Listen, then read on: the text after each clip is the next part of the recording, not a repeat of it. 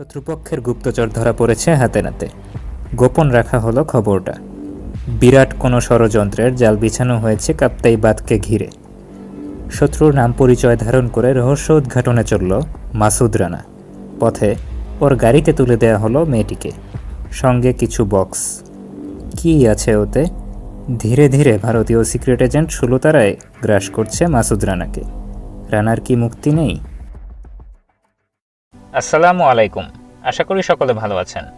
আজ শুনবেন মাসুদ রানা সিরিজের প্রথম ও সেবা প্রকাশনীর চতুর্থ বই ধ্বংস পাহাড়, বাংলা ভাষার প্রথম স্পাই থ্রিলার। এটি প্রথম প্রকাশিত হয়েছিল বিদ্যুৎ মিত্র ছদ্মনামে। পরের সংস্করণে প্রকৃত নামই ব্যবহার করেন কাজী আনোয়ার হোসেন। অনেকগুলো সংস্করণ বেরিয়েছে বইটির। প্রকাশের সঙ্গে সঙ্গে এমনই আলোড়ন সৃষ্টি করেছিল বইটি যে তৎকালীন পাকিস্তানের আপামর পাঠকের কথা বিবেচনা করে প্রকাশ করা হয় ধ্বংস পাহাড়ের উর্দু ভার্সন। নাম দেয়া হয় মওত কাটিলা। সেবা প্রকাশনী থেকে প্রকাশিত সম্পূর্ণ দেশীয় পটভূমিতে রচিত আগাগোড়া মৌলিক থ্রিলার কাহিনী এটি। আজ থেকে অর্ধশত বছরেরও বেশি আগে রচিত হয়েছে বইটি। বাংলাদেশ স্বাধীন হয়নি তখনও। স্বাভাবিকভাবেই সে সময় মোবাইল বা ইন্টারনেট ছিল না এত টেলিভিশন চ্যানেল। দরকারি বইপত্রও ছিল অপ্রতুল। লেখক নিজে মোটরসাইকেল যোগে ঢাকা, চট্টগ্রাম, রাঙামাটি ঘুরে বইয়ে বর্ণিত জায়গাগুলো স্টাডি করেছেন। তারপর বছর খানেকের চেষ্টায় সাজিয়েছেন কাহিনী। তাহলে চলুন শুরু করা যাক আজকের গল্প পাঠ।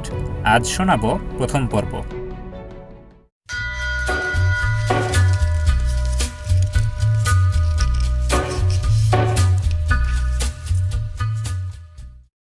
কফির কাপটা মুখে তুলতে গিয়ে থমকে গেলেন চিফ ইঞ্জিনিয়ার আরটি লারসেন। সামনে দাঁড়ানো লোকটার মুখের দিকে চাইলেন ভুরু কুঁচকে। তারপর ভাঙা বাংলায় বললেন, বলো কি আব্দুল, এটা সম্ভব? ফ্রন্টিয়ারের আব্দুর রহমান উত্তেজিত কণ্ঠে বলল, আমি নিজে 3 দিন দেখছি স্যার, কেউ আমার কথা বিশ্বাস করে না। এখন আপনার কাছে আইসি, হাজুর কসম খুদার। আমাকে দেখাতে পারবে? ওকে থামিয়ে দিয়ে জিজ্ঞেস করলেন লারসেন। আলবাত, আর আধা ঘন্টা পর আইব তারা। ও স্পিডবোট আমাদের না, ফিশারিরও না। আজই দেখাতে পারি হাজুর। বেশ, তুমি যাও, ঠিক 7টায় আসছি আমি ড্যামের উপর। খুশি মনে সাহেবের বাংলো থেকে বেরিয়ে এল আব্দুর রহমান। একবার ভাবল, আজ যদি ওরা না আসে বোকা বনতে হবে সাহেবের কাছে। তারপর মাথা ঝাঁকিয়ে মনে মনে বলল, রোজ আসছে, আজ আসবে না কেন? নিশ্চয়ই আসবে। কাপ্তাই বাঁধের কাজ শেষ, পাওয়ার হাউস তৈরির শেষ পর্বের কাজ চলছে। তুমুল ব্যস্ততা চারদিকে, সাজ রব। প্রেসিডেন্ট আসবেন ড্যাম ওপেন করতে। এরই মধ্যে এই ফ্যাকড়া। আজ 8 বছর ধরে প্রজেক্টের সার্ভে ডিপার্টমেন্টে কাজ করছে আব্দুর রহমান। কাপ্তাইকে সে ভালোবেসে ফেলেছে পুরো হৃদয় দিয়ে। ওর চোখের সামনেই তিল তিল করে বছরের পর বছর ধরে তৈরি হয়েছে এই বাঁধ। প্রজেক্টের খুঁটিনাটি ওর নখদর্পণে। ড্যামের সর্বাঙ্গীন মঙ্গলের দিকে লক্ষ্য রাখার গুরুদায়িত্ব ওর ধারণা ওর উপরই ন্যস্ত আছে। সীমান্ত প্রদেশের আব্দুর রহমান এখানে এসে সবার প্রিয় আব্দুল হয়ে গেছে। সাহেব শুভরা স্পিডবোটে করে বেড়াবেন, কিংবা পাহাড়ি গ্রাম দেখতে যাবেন, কিংবা 60 মাইল উত্তরে যাবেন হরিণ শিকারে। সঙ্গে যাবে কে? ওই আব্দুল। সবকিছুতেই ওর অক্লান্ত উৎসাহ। এই পার্বত্য চট্টগ্রামের কোথায় সে যায়নি। 40 মাইল পায়ে হেঁটে দুর্গম লুসাই হিলেও গিয়েছে সে সাহেবদের সঙ্গে। কদিন ধরে একটা ব্যাপার লক্ষ্য করে বড় উৎকণ্ঠিত হয়ে উঠেছে আব্দুল ভিতরে। আর 2 দিন পর প্রেসিডেন্ট আসছেন প্রজেক্ট ওপেন করতে। ছোট্ট শহরটাই তাই অস্বাভাবিক চাঞ্চল্য। চারিদিকে সাজ রব পড়ে গিয়েছে, প্রচুর আইবি সিআইডি ঘুরঘুর করছে। কিন্তু আইবির কর্মতৎপরতা বলে এই ঘটনাকে হালকা করে দেখতে পারেনি সে। তাই যদি হয় তবে ভুরভুরি কিসের? এক টিপ খৈনি নিচের ঠোঁট আর দাঁতের ফাঁকে যত্নের সাথে ছেড়ে দিয়ে সেটাকে ঠিক জায়গা মতো বসিয়ে নিল আব্দুল। তারপর স্পিলওয়ের গার্ডরুমে ঢুকে দোনালা বন্দুকধারী দেশওয়ালি ভাইয়ের সাথে অনর্গল পশতু ভাষায় কিছুক্ষণ বাতচিত করল। ঠিক 7টায় দূর থেকে লারসেন সাহেবকে আসতে দেখে এগিয়ে গেল আব্দুল। সন্ধ্যার আর দেরি নেই। কিছুক্ষণ চেয়ে থাকার পর রিজার্ভয়ারের মধ্যে দূরে একটা স্পিডবোট দেখে ভূত দেখার মতো চমকে উঠলেন মিস্টার লারসেন। উঁচু একটা টিলার আড়ালে অদৃশ্য হয়ে গেল সেটা। আরো আধা ঘন্টা পর আব্দুলের কথা মতো সত্যি পানির উপর ছোট ছোট বুদবুদ দেখা গেল। শক্তিশালী টর্চ জেলে দেখা গেল বুদবুদের একটা রেখা ক্রমে এগিয়ে আসছে বাঁধের দিকে। গজ 15 থাকতে এগোনোটা থেমে গেল। এবার এক জায়গাতেই উঠতে থাকলো বুদবুদ। মিস্টার লারসেন উত্তেজিত গলায় বললেন, মাই গড, আশ্চর্য! আব্দুল, তুমি ছুটে যাও তো, স্টোর থেকে আমার নাম করে 2 অ্যাকোয়ালাং নিয়ে এসো তো এক্ষুনি। আর যাওয়ার পথে লোকমানকে বলে যাও আমাদের স্পিডবোট রেডি করে ঘর থেকে যেন আমার রাইফেলটা নিয়ে আসে। যাও, কুইক। দৌড় দিল আব্দুল। ঠিক সেই সময় দূর থেকে একটা ইঞ্জিন স্টার্ট নেওয়ার শব্দ শোনা গেল। সেই টিলার দিক থেকে এলো শব্দটা। ক্রমে দূরে মিলিয়ে গেল সেই শব্দ। ফিরে চলে গেল স্পিডবোট। কাপ্তাইয়ের 5 মাইল উত্তর পশ্চিমে হাতের বাম দিকে একটা মাটির টিলা। এখন রিজার্ভয়ারের পানি বেড়ে উঠায় ডুবু ডুবু। তারই ভিতর দামি আসবাবপত্রে সুসজ্জিত একটি প্রশস্ত ঘর। একটা সোফায় বসে আছেন গৃহস্বামী কবির চৌধুরী, আর অপর একখানায় ভারতীয় গুপ্তচর বিভাগের একজন উচ্চপদস্থ মাদ্রাজি কর্মকর্তা মিস্টার গোবিন্দ রাজলু। পাশের টিপের উপর চায়ের কাপটা নামিয়ে রেখে গোবিন্দ রাজলু বলল, অসামান্য প্রতিভা আপনার মিস্টার চৌধুরী। এই পাহাড়ের মধ্যে এত বড় একটা গবেষণা কেন্দ্র তৈরি করলেন কি করে? এত সব যন্ত্রপাতি, এত রকম ব্যবস্থা, অথচ বাইরে থেকে কিছুই বোঝার উপায় নেই। এই অকুণ্ঠ প্রশংসায় কিছুমাত্র বিচলিত না হয়ে চৌধুরী তীক্ষ্ণ দৃষ্টিতে একবার চাইল রাজলুর চোখের দিকে। তারপর বলল, আপনার প্রস্তাবে আমি রাজি আছি মিস্টার রাজলু। শুক্রবারই ঘটবে ঘটনাটা। দেয়ালের গায়ে 2 তাকের উপর থরে থরে সাজানো আছে বই। চৌধুরী উঠে গিয়ে একটা বোতাম টিপতেই দেয়ালের খানিকটা অংশ ঘুরে গেল। বই শুদ্ধ সামনের দিকটা অদৃশ্য হয়ে গেল পেছনে, আর পেছন দিক থেকে সামনে চলে এলো একটা সিসিটিভি, অর্থাৎ ক্লোজড সার্কিট টেলিভিশন। সেটটা চালু করে দিয়ে নিজের আসনে গিয়ে বসল চৌধুরী। গোবিন্দ রাজলু অবাক হয়ে দেখল পরিষ্কার কাপ্তাই ড্যামের ছবি দেখা যাচ্ছে।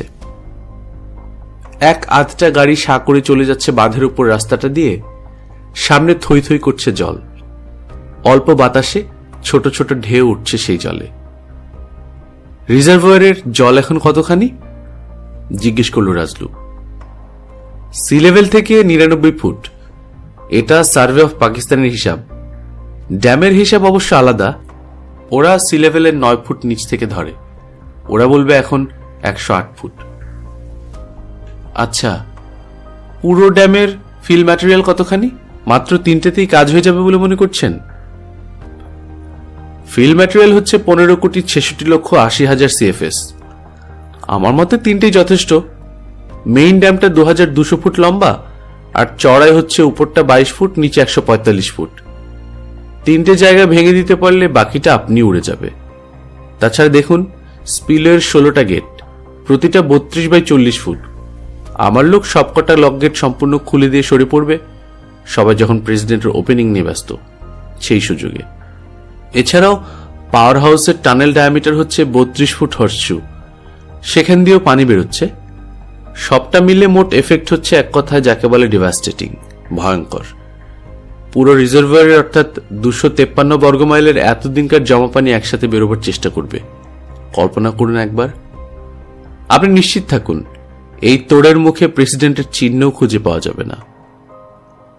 পাক চীন প্যাক্ট নিয়ে ভারতকে আর মাথার ঘাম পায়ে ফেলতে হবে না। আমাকে আপনি আশ্চর্য করে দিচ্ছেন মিস্টার চৌধুরী। ভয়ানক নিষ্ঠুর লোক আপনি মশাই। এত সাংঘাতিক একটা কাজ এমন ঠান্ডা মাথায় কি করে করছেন? এতটুকু বিকার নেই? লক্ষ লক্ষ মানুষকে নিশ্চিত মৃত্যুর মুখে ঠেলে দিতে একবারও দ্বিধা হচ্ছে না আপনার? দেখুন, সে অনেক কথা। আমাদের কারো হাতে অত সময় নেই যে নিয়ে আলাপ করব। তবে এটুকু আপনাকে বলতে পারি, এমন হঠাৎ করে যদি প্রয়োজন হয়ে না পড়তো, তাহলে হয়তো এত প্রাণ নষ্ট না করে অন্য উপায় অবলম্বন করতাম। কেবলমাত্র আকস্মিক প্রয়োজনের তাগিদেই আপনাদের সাহায্য নিতে হচ্ছে আমাকে। আর কেবলমাত্র এই জন্যই প্রজেক্ট ওপেনিং এর দিন ড্যাম ভাঙার গর্হিত প্রস্তাব আমাকে অনিচ্ছা সত্ত্বেও কিন্তু মেনে নিতে হলো। কথার ফাঁকে ফাঁকে বাঁকা পাইপটায় টোবেকো ভরা হচ্ছিল। এবার সেটা ধরিয়ে নিয়ে টেলিভিশন সেটের একটা নব সামান্য ঘুরিয়ে ছবিটা আরো পরিষ্কার করে দিল মিস্টার চৌধুরী। তারপরে কি দেখে চমকে উঠল। এক্সকিউজ মি বলে একপাশে টেবিলের উপর রাখা ওয়্যারলেস ট্রান্সমিটারের সামনে গিয়ে বসল। হঠাৎ চৌধুরীকে এমন ব্যস্ত হতে দেখে বিস্মিত গোবিন্দ রাজলু টেলিভিশনের দিকে চেয়ে দেখল তাতে একজন মার্কিন সাহেবকে দেখা যাচ্ছে। হাত নেড়ে কাউকে কিছু একটা নির্দেশ দিচ্ছে। বাঁধের কাছেই জলের মধ্যে কিছু লক্ষ্য করছে সাহেব টর্চ জেলে।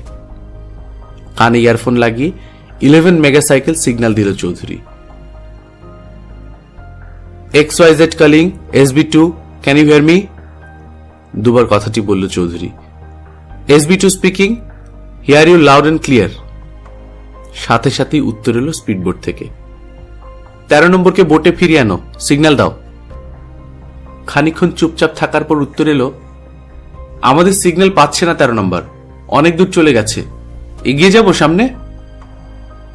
এক মুহূর্ত চিন্তা করে চৌধুরী বলল, না, ফিরে চলে এসো এক্ষুনি। চিন্তিত মুখে আবার কিবোর্ডে কিছুক্ষণ আঙুল চালিয়ে বলল, XYZ calling KP5, XYZ XYZ XYZ, can you hear me? বার কয়েক কথাটা উচ্চারণ করল সে। এরপর উত্তর এলো, this is KP5, hear you loud and clear sir. Kaptai VIP rest হাউসের একটা কামরায় ট্রান্সমিটারের সামনে বসে শুনছে KP5। ড্যামের গায়ে আনলাকি 13 কাজ করছে, মিনিট 5 মধ্যে ধরা পড়বেও। তুমি গিয়ে পানিতে নামবে সবার আগে। যন্ত্রপাতি মাটি চাপা দিয়ে দিবে এবং 13 নম্বরের মৃতদেহ নিয়ে উপরে উঠবে। বুঝতে পেরেছ? 13 যেন জ্যান্ত পানির উপর না ওঠে। বুঝেছি স্যার, এক্ষুনি যাচ্ছি।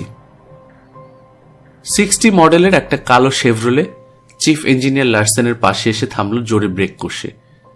জানালা দিয়ে মুখটা বের করে আরোহী বলল, হ্যালো লার্সেন, কি করছো এখানে? হ্যালো ইসলাম, তুমি কোত্থেকে? নেমে এসো, একটা ইন্টারেস্টিং জিনিস দেখাচ্ছি তোমাকে। কি ব্যাপার? বলে গাড়ি থেকে নেমে এলো রফিকুল ইসলাম। অফিসার্স ক্লাবের হিরো এই ইসলাম। ক্লাবে মোটা স্টেকে ব্রিজ, ফ্ল্যাশ, পোকার খেলে এবং প্রতিবার প্রচুর টাকা হেরে প্রচুর পরিমাণে ড্রিঙ্ক পরিবেশন করে অত্যন্ত প্রিয় হয়ে উঠেছে সবার কাছে। বছর 3 নিয়মিত যাতায়াতে সবার সাথে খাতির জমিয়ে নিয়েছে এই সদালাপী সুদর্শন ধনী যুবক। লার্সেন সাহেব ওকে খুব স্নেহের চোখেই দেখেন। ওই দেখো, ওখানে বুদবুদ কিসের বলতে পারো? টর্চের আলোয় পানির উপরের অনেকগুলি বুদবুদ দেখল ইসলাম। বলল, আশ্চর্য, এ তো আকোয়াল্যাংয়ের ভুরভুরি। ওখানে কাউকে নামিয়েছ নাকি নিচে? না, ওই টিলার কাছ থেকে কেউ পানির নিচ দিয়ে এসেছে বাঁধের গায়ে। লোকটা কি করছে জানা দরকার। কাল গিয়েছিলাম কক্সবাজারের সিতে রেয়ার কিছু শঙ্খ তুলতে। গাড়ির পেছনে অ্যাকোয়ালাংটা বোধহয় রয়ে গেছে, নেমে দেখব নাকি? দাঁড়াও, আব্দুলকে স্টোরে পাঠিয়েছি, ও আসুক, দুজনে একসঙ্গে নেমো। পানির নিচে লোক একজনের বেশি থাকতে পারে, অস্ত্রশস্ত্রও থাকতে পারে। হেসে উড়িয়ে দিল ইসলাম কথাটা। তারপর গাড়ির পেছন থেকে কম্প্রেসড এয়ারের সিলিন্ডার ফিট করা কিম্ভূত কিমাকার ডুবুরি পোশাক বের করে পরে নিল আধ মিনিটের মধ্যেই। কাঁটাতারের বেড়া টেনে ধরলেন মিস্টার লার্সেন। বাঁধের গায়ে সাজিয়ে রাখা বড় বড় কালো পাথরগুলোর উপর পা ফেলে তরতর করে নেমে গেল পানিতে। কিছুদূর নেমেই কাচের মধ্যে দিয়ে পরিষ্কার দেখা গেল প্রায় 70-80 ফুট নিচে একটা উজ্জ্বল আন্ডার ওয়াটার টর্চ জেলে কি যেন করছে আনলাকি 13। আনলাকি বটে, হাসল ইসলাম।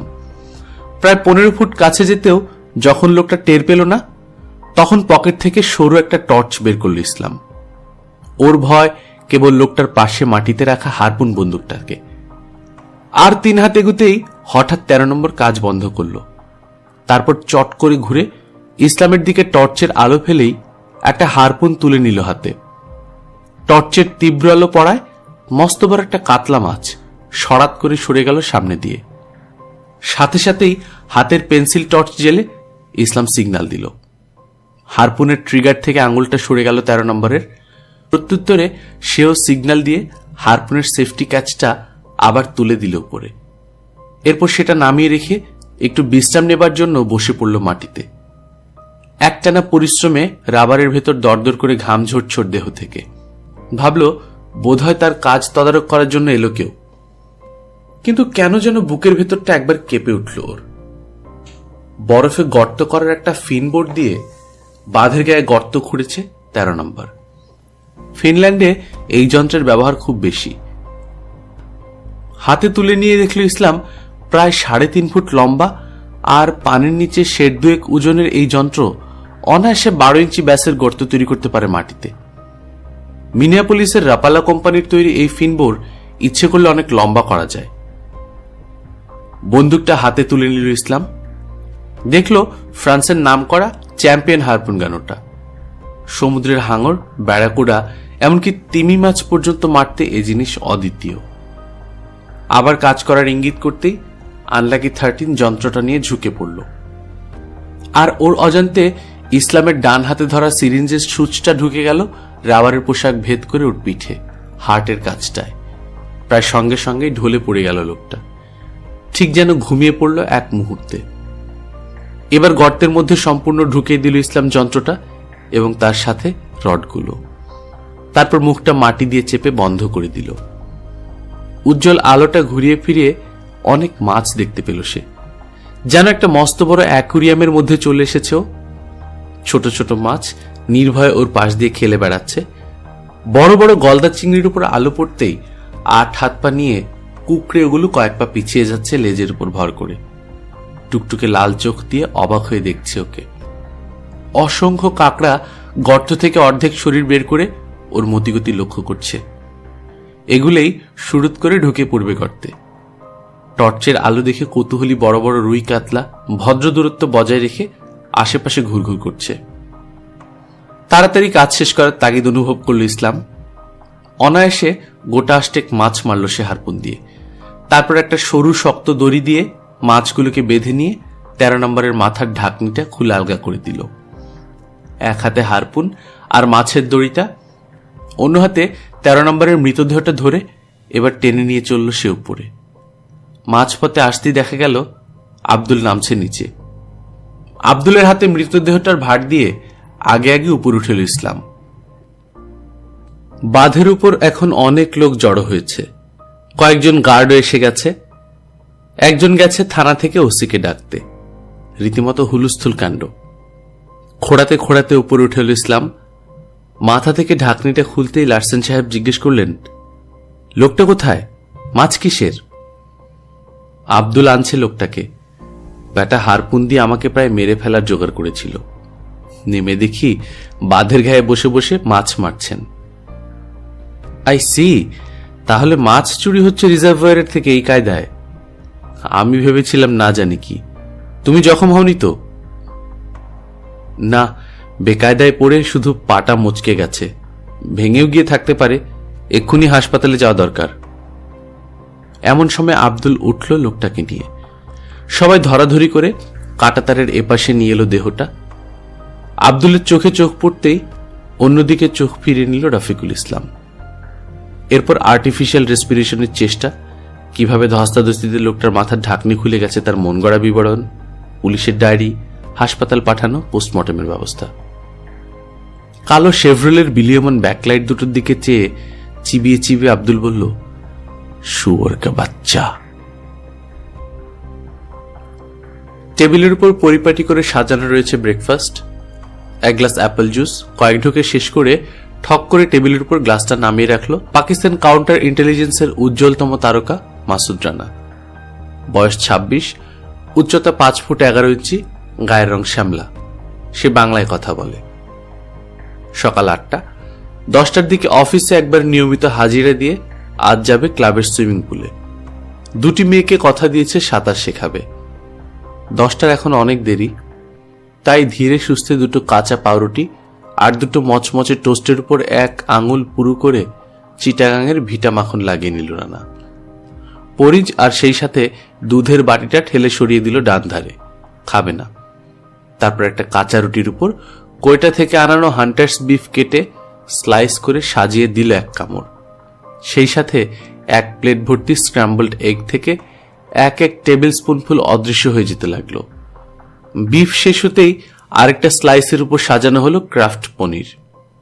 মিনিট খানিকের মধ্যে সেটাও যখন শেষ হয়ে এলো, তখন মচমচের টোস্টের উপর হালকা করে মিচেলসের গোয়াভা জেলি লাগানো হলো। সেই সঙ্গে চলল গোটা 2 ইয়া বড় মুন্সীগঞ্জের অমৃত সাগর কলা। তারপর ফ্রিজ থেকে সদ্য বের করা বোতলে ঠান্ডা পানি ঢেলে নিল রানা একটা গ্লাসে। 3 ঢোকে গ্লাসটা শেষ করতেই ঘরে ঢুকলো রাঙার মা। বুড়িকে এক নজর দেখে নিয়ে নিশ্চিন্ত মনে আরাম করে সোফায় হেলান দিয়ে জুতা শুদ্ধ পা তুলে দিল রানা টেবিলের উপর। চোখ বন্ধ করে সে অনুভব করল ফর্সা টেবিল ক্লথের উপর রাখা জুতো জোড়ার উপর একবার চেয়ে নিয়ে বুড়ি পট করে কফি ঢেলে রানার হাতের কাছে রাখল। তারপর নিঃশব্দে বেরিয়ে গেল ঘর থেকে। পরপর 2 কাপ কড়া কফি খেয়েও গতরাত জাগনের গ্লানিটা শরীর থেকে গেল না। কদিন ধরে হাতে কাজ নেই, আজ টেনিস, কাল গলফ, পরশু সুইমিং, তারপর দিন রোয়িং, ফ্লাইং, ডান্সিং, ব্রিজ ইত্যাদি করে ক্লান্ত হয়ে পড়েছে রানা। খাঁচাইবন্দি বাঘের মতো ছটফট করছে তার বিপদ আর রোমাঞ্চ প্রিয় মনটা। গতরাতে 3টে পর্যন্ত পোকার খেলেছে ক্লাবে, কিন্তু এসবই কি আর মন ভরে? একা মানুষ 5x1 বি পুরানো পল্টনে ছোট্ট একটা একতলা বাড়ি ভাড়া করে আছে সে। 3খানা বড় বড় ঘর, লাইট, কল, attached bath, kitchen, servants quarter, সব ব্যবস্থাই ভালো। গাড়ি বারান্দার সামনে ছোটখাটো বেশ সুন্দর একটা লন আছে। ভাড়া 500 টাকা। অফিস থেকেই ভাড়া পায় বাড়িওয়ালা মাসে মাসে। ধনির দুলাল সেজে থাকতে হয় রানাকে অফিসের হুকুমেই।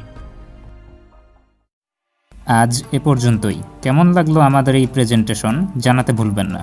যদি অনিচ্ছাকৃতভাবে করা কোনো ভুল ত্রুটি আপনার চোখে ধরা পড়ে তাহলে অবশ্যই জানাবেন। আমরা খুব দ্রুতই এই বইয়ের আগামী পর্ব নিয়ে হাজির হব। ততক্ষণ পর্যন্ত ভালো থাকবেন, সুস্থ থাকবেন আর বেশি বেশি বই পড়বেন। এ প্রত্যাশায় আজকে এখানেই শেষ করছি। আসসালামু আলাইকুম।